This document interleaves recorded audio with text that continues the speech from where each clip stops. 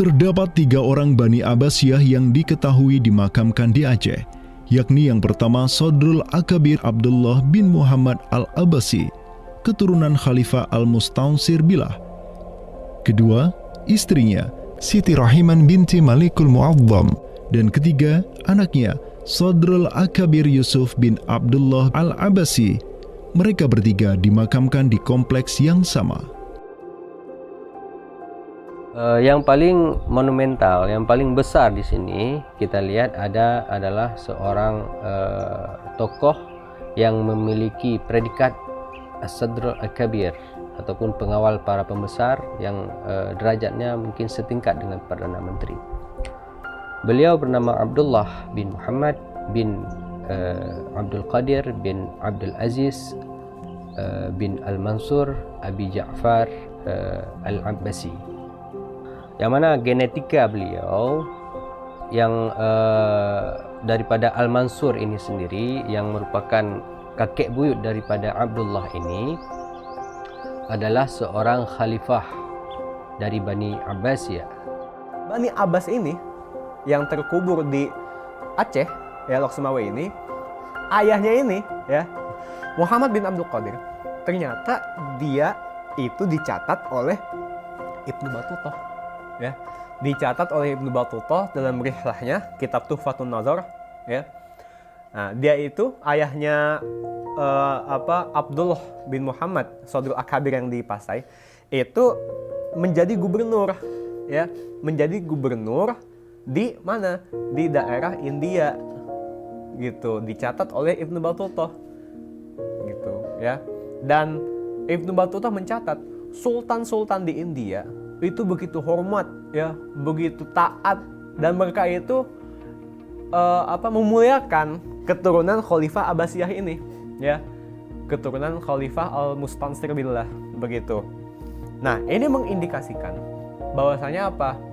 Sultan-sultan India itu begitu memuliakan, dan mereka itu dalam satu riwayat lain juga membaiat Khalifah Abbasiyah yang ada di Mesir. Sementara sultan-sultan di India, ya, Kesultanan Islam di India itu punya hubungan erat dengan Samudra Pasai, begitu.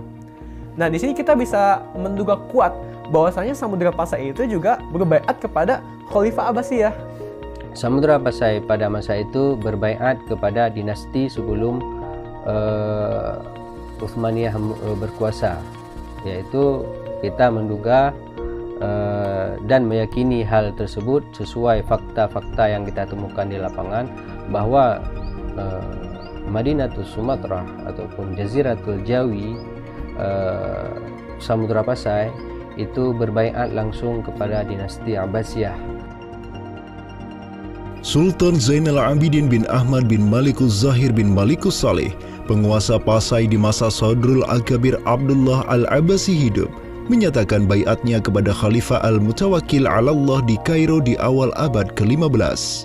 Begitu pula sebelumnya, Sultan Muhammad bin Tughluk di Delhi, diikuti oleh Sultan Jalaluddin Muhammad dari dinasti Raja Ganesh di Bengali, dan penguasa dari dinasti Utsmaniyah di Turki, Sultan Bayazid pertama. Seluruh sultan di dunia Islam menyatakan baiatnya kepada Khilafah Abbasiyah semenjak gelombang badai Mongol berhasil dihentikan oleh pahlawan-pahlawan Mamluk. Pusat Khilafah Abbasiyah kini berpindah ke Kairo, Mesir, dan menjadi magnet kaum muslimin global. Dari pusat khilafah inilah dakwah Islam mulai bangkit kembali dan menggencarkan aktivitasnya dengan mengirim berbagai juru dakwah ke seluruh penjuru alam.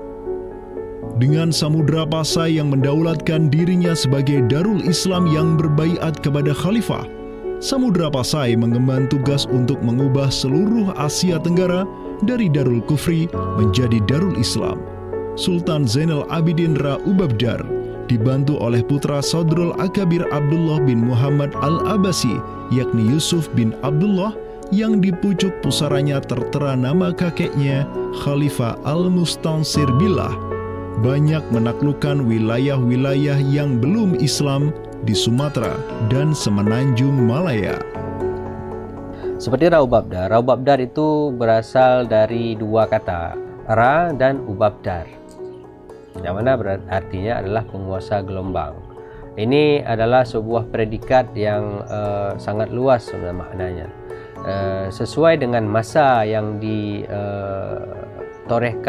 pada waktu tersebut, bahwa Sultan Zainal Abidin Ra'ub Abdar bin Ahmad bin Muhammad bin Al-Malik Al-Salih ini adalah salah satu masa kegemilangan Samudra Pasai, yang mana kita ketahui setelah masa tersebut yang memimpin Kesultanan Sumatera adalah anak keturunan daripada beliau ini, yang jumlahnya sampai 11 orang sultan.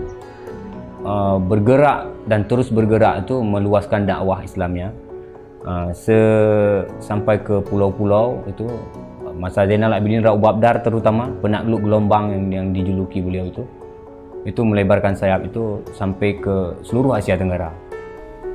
Digelarilah Sultan Zainal Abidin Pasai dengan sebutan Ra'ub Abdar, bahasa Persia untuk gelar sang penakluk gelombang, karena dengan arungan pasukannya yang luar biasa di atas gelombang laut Nusantara, ia membuka banyak sekali wilayah, seperti Malaka misalnya, di mana di sanalah Sultan Zainal Abidin Ra'ub Abdar menempatkan putranya Sultan Mansur sebagai penguasa Darul Islam Malaka.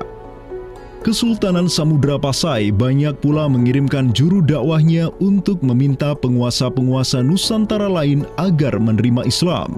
Salah satu juru dakwah tersebut dikirim ke Jawa Timur, pusat pemerintahan rezim yang mendominasi wilayah Nusantara saat itu, Kerajaan Majapahit.